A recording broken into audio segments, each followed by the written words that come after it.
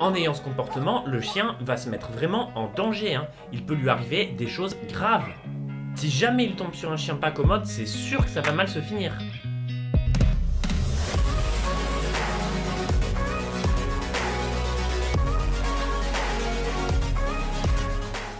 Aujourd'hui, on va voir le cas de Prince. Prince, c'est un Yorkshire de 4 ans et sa famille nous dit que c'est très compliqué de le promener car il se met à aboyer et à tirer sur la laisse dès qu'il voit un autre chien, et si c'est un chien plus gros que lui, il irait même jusqu'à les attaquer.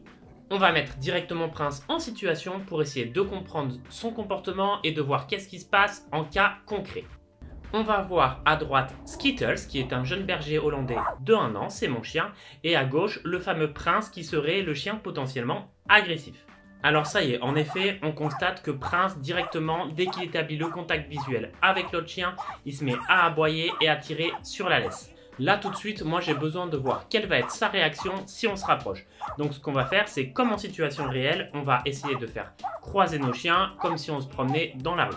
Sur ce premier croisement, je n'arrive pas à observer les réactions que je veux, qui est le contact entre les chiens, donc je vais demander à son maître de passer plus proche. Et on voit directement que le chien est tenu en laisse très courte et que le maître est un petit peu stressé quant à faire croiser son chien avec d'autres chiens.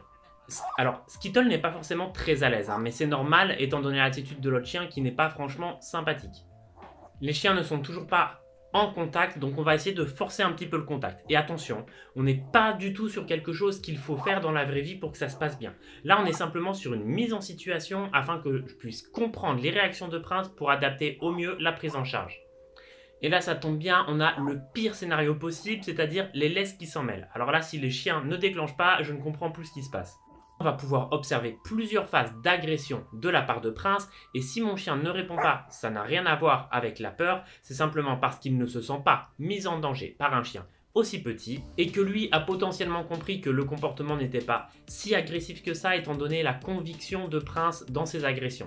Moi, je vais tout de suite tester si sa réactivité est uniquement envers les chiens, si je peux le caresser lorsque mon chien est juste à côté. Et c'est bien le cas, je peux le caresser même sans aucune difficulté, ce qui veut dire que quand même en présence d'autres chiens, il arrive à se gérer un peu. Un chien qui serait vraiment agressif, il verrait plus rien autour et limite, il mordrait tout ce qui passe à côté de lui sans vraiment le faire exprès. À ce moment-là, je me dis que je vais pouvoir lâcher mon chien pour essayer de voir un petit peu mieux les réactions qu'il va y avoir, mais je ne peux pas demander directement au propriétaire de Prince de lâcher son chien, car lui est encore en stress, peut avoir peur des contacts et donc il va falloir encore un petit peu de temps. Mais le fait de lâcher mon chien, le but, ça va être de mettre un premier déclic dans la tête du maître pour qu'il se dise « Ah ok, si mon chien peut avoir des contacts avec un chien plus gros que lui et en plus en liberté, c'est que les situations sont peut-être pas autant dangereuses et que mon chien est peut-être pas autant agressif que ce que je le pensais. » Et là, quand je lâche mon chien, immédiatement, il va se faire chasser par Prince de tout son périmètre disponible avec la laisse. Et donc, il ne peut absolument pas rentrer dans le champ d'action de Prince. Alors, moi, j'ai envie de voir si Prince, à ce moment-là, est-ce qu'il peut être dissipé par autre chose ou est-ce que quoi qu'il se passe, il va être focus sur mon chien. Donc je ne vais pas essayer de les jouer parce que son maître m'a déjà informé que son chien avait beaucoup de mal à se mettre à jouer en balade. J'ai alors pris des friandises et je vais essayer d'en donner à Prince pour voir s'ils arrivent à se détourner de mon chien.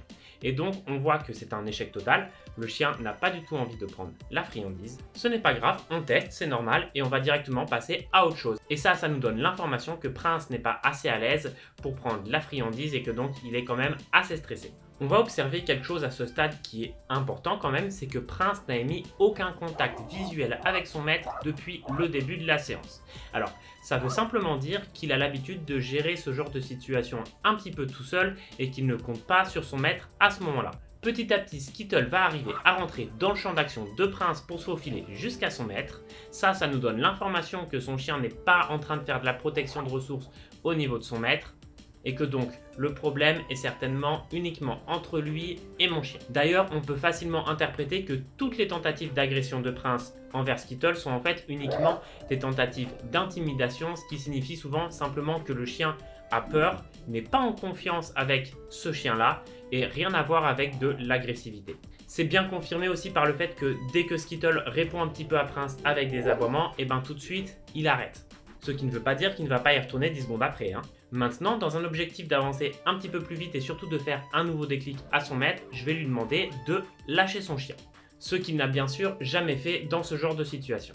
Immédiatement, Skittles va lancer une espèce d'appel au jeu, mais Prince n'est pas du tout prêt à ça, donc ça va engendrer une erreur de communication et d'interprétation entre les deux chiens, ce qui peut être tout à fait normal. Mon chien est encore très jeune et Prince a des petits soucis, donc il va falloir stopper l'interaction pour éviter les problèmes, surtout que Prince et son maître commencent à être un petit peu stressés.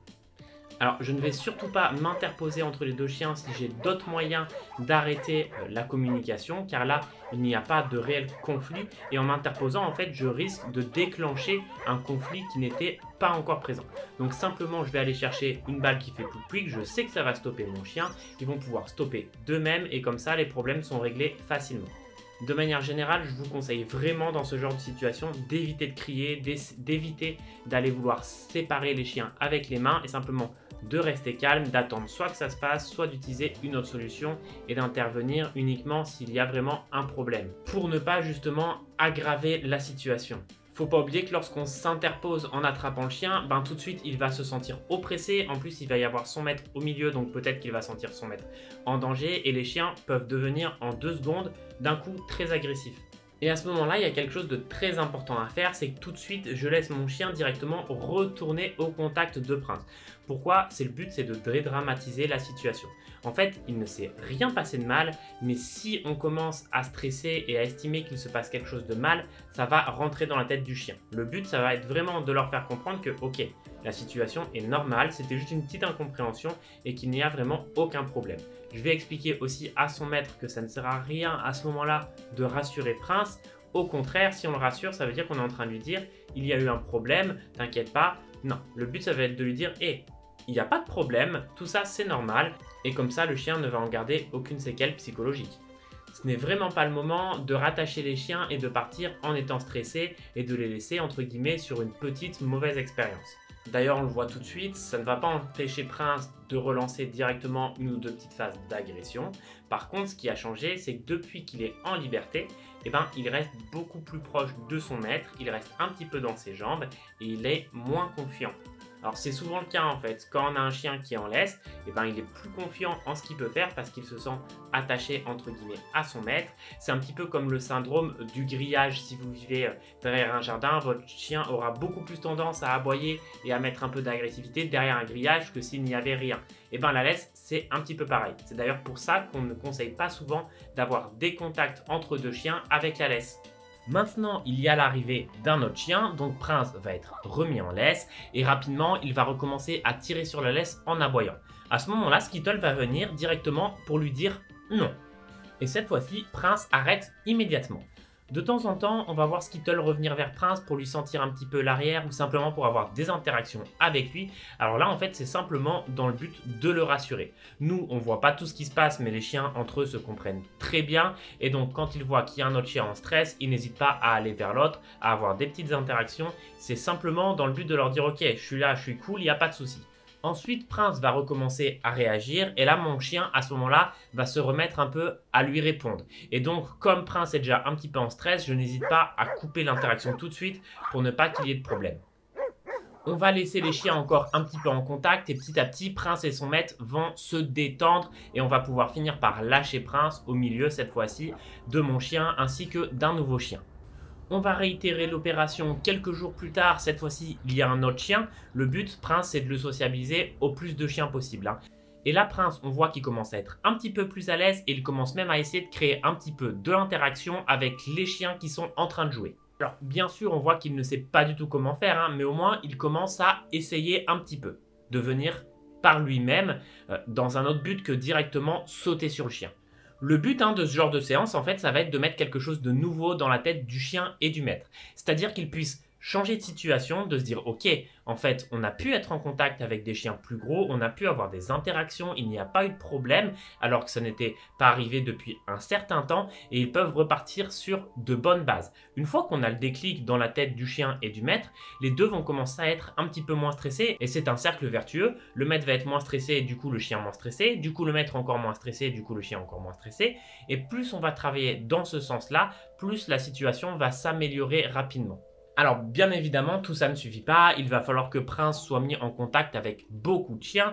Il va falloir aussi faire un travail en laisse avec Prince pour qu'il ne se déclenche plus sur les autres chiens en aboyant. Mais le plus gros du travail qui est en fait de se faire dire au maître que ah ok, il y a quelque chose qui peut changer, ça a été fait et ça c'est vraiment le plus important. J'espère que ce nouveau format de vidéo vous aura plu, on va en faire de plus en plus souvent sur la chaîne, alors si vous aimez bien, n'hésitez pas à mettre un pouce bleu et à vous abonner, et moi je vous dis au revoir et à bientôt pour de nouvelles vidéos sur Samdog.